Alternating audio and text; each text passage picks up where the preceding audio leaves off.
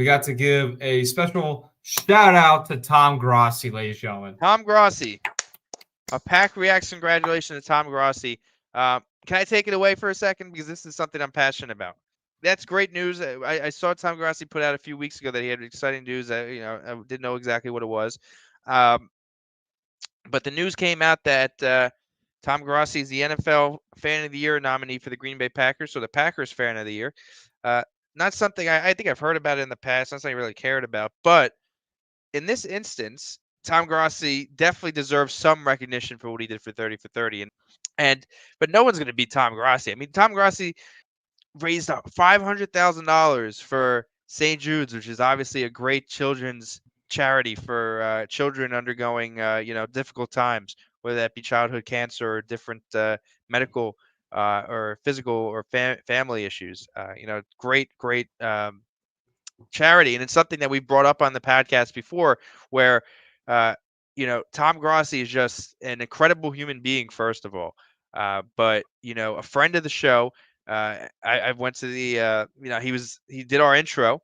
Full disclosure, I did provide a $50 donation to St. Jude that day, but it had nothing to do with why Tom did that. Tom would have done that regardless. That donation was solely for the charity, but Tom, that was his idea. I said, Tom, do you mind if we get a picture? I just want to, for the podcast. He goes, you have a podcast? I said, yeah. I said, it's, PackReacts. We don't have a ton of viewers, but, Jeremy's a great co-host and we're doing a good job, I think. And we've had Wes on, we had Matt Ramage on. He's like, say no more. We're going to, I'll do an intro for you. And that's kind of where we came from here. So Tom Grossi is probably one of the best human beings I've ever met. Not necessarily in person, like from like our interact, but just from his interactions online. So, completely selfless, wants to put others and charities ahead of his own personal gain, I think. And this is something that, when someone is that selfless and somebody that goes above and beyond and puts their own money on the line and time and effort and health, 30 for 30, traveling like that crazy, keeping all his fans in the loop, this is where I'm gonna be. Come out, like taking risks. Like somebody who knows, maybe somebody didn't like him who could have like he didn't have security there. It was just him and a cameraman, right? Like Johnny Barks, right? Like this is some like really impressive stuff I'm seeing from a guy just like you and me. I mean, he lives no more than 30 minutes north of me in New York. Big Packers fan, great guy, and no one more deserving than Tom Grossi. Please, if you don't do and one other thing, then that I say on this, say please, please, please go on the link that Jeremy sent and give Tom at least one vote. That's just the least we can do is get Tom to be NFL Fan of the Year, because you know what it's going to do? It's not going to stroke his ego at all. I don't think that's what it's going to do. Is it's going to get his platform out there to a larger audience, and it already has been. He's got fans, Vikings fans, Lions fans. He's got fans of every NFL team, but his platform is really bringing together a larger community, a community of people that are NFL fans, football fans, sports fans, people that just want to express their love for a common interest in the NFL. And, it's really, and comedy too, it's really a lighthearted, great, fun community. And, just congratulations. What about you, Jeremy? Sorry, I'm very passionate about it because I've been watching. This is why I'm so passionate about it. I've been watching Tom since he had the Magic Pupper Day. I was kind of, I didn't watch him from day one, but I watched him from probably like month one or month two into his channel, and I've kind of seen him progress. And I've just been super impressed from every step he's taken. He's been consistent. He had two jobs. He used to work in teaching as a teacher up in New Rochelle. Right where I went to college, right? There was an all-girls school he worked for quite a bit. Yeah. Let's get your opinion. I want to get your opinion on Tom Grossi because, again, this was a huge accomplishment for Tom. So I want to get your opinion. All right. So this is very personal to me because, I watched Tom since day one pretty much. The first time I ever remember watching Tom was, I believe, the 2018-2019 NFL draft. No, 2018 NFL draft. It was the pick when Jair Alexander got picked, and Tom screams the death of him. He's like, I hate this pick so much. Why did you pick this? And that made me laugh that day. And then I wanted to see more. And then I was watching more content. So I'm like, oh, this is very interesting. And then it got me going. I'm like, oh, he does this, blah blah blah.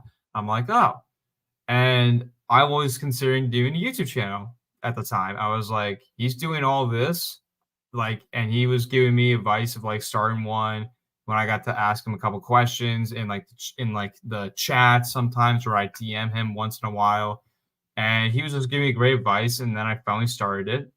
Obviously, you all know I did my first video on my favorite baseball team, just predicting a lineup just for fun.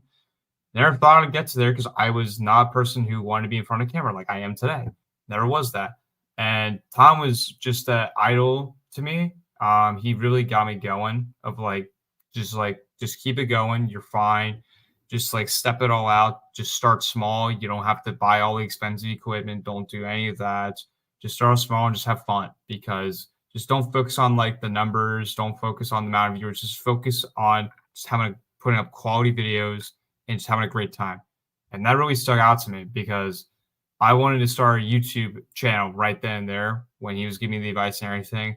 And I wanted to talk about my Packers because I want to share the passion that I think that a lot of people want to share out.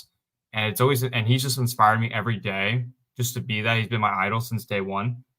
Just really appreciate him doing everything and just being he's kind of like a mentor to me, I would consider. Just like an idol all too. So just appreciate him there. And the 30 for 30, I just want to get to a bit. I didn't get to go to 30 for 30. I wanted to badly, but then like I didn't go because of like the whole Canada wildfire, whatever that was. I just didn't want to go because of that.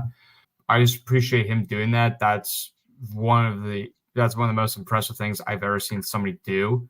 How he did that, like even through he missed some flights and still manage. He like always wasn't there, like he wasn't going to be there obviously like every time, but he managed. He always found a way to get through the 30 for 30 and always try to be there and meet up with the guest. He never bailed out on his fans, never did, and that is something important. So always like the appreciation and how he did it for the St. Jude too. Just amazing. Like he always is a charity guy. He never wants to take any money. He doesn't care if like he makes money or not, and he just like gives it all to charity and just awesome. Just create a little bit of chaos of like helping out charities. Like he always has his monthly charity of the thing. Just amazing to see that. So yeah, just amazing to see Tom, and congrats to him. I hope he wins Fan of the Year, and just amazing person. Wish I get to meet him. Don't know if I ever will. Don't know if he'll ever You come. will. You will. That's not a question, Jeremy. We will see. You don't do something like 30 for 30 because you're doing it for the clout. You're doing it for the passion. I mean, Yep. you can tell that Tom has a passion for his community. There's not that many people that do. This is Tom Grossi, and you're watching the PackReacts podcast. Let's go.